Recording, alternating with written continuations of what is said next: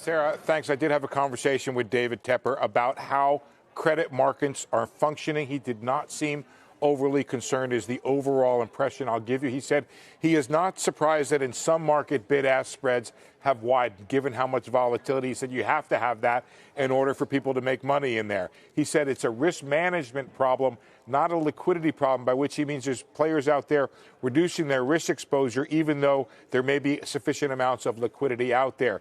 He said there's liquidity in markets, but not for all contract sizes. Some of them there it has dried up, but mostly he is able to make the sales and the buys that he wants to make. And again, he just scoffed at the idea there's anything like the financial crisis. He says there is now much less leverage in the banks. And one other thing, adding to the liquidity issues, he says the desks themselves are split up because of the coronavirus. He says some people are here, some people are there. He thinks the situation on the desk will improve when they're back together. And I can add to that personally, Sarah. I called a repo desk this morning to see how credit markets were trading. And the guy said, well, I can't really tell you too much because I got one guy at home and I'm here, so we call back later, is what he told me.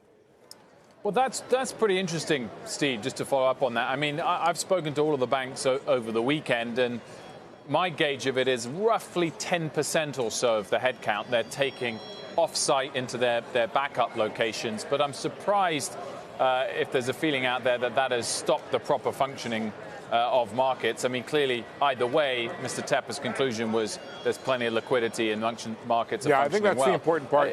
I guess it depends on who that 10% is, Will.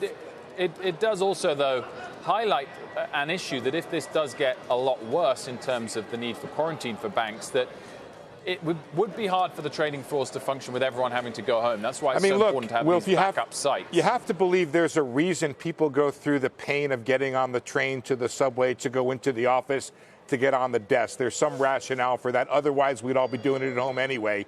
And so you have to believe there's some informational or process reason why they do that, and that there's some diminution in that functional process there when they stay at home. And that's what I heard this morning.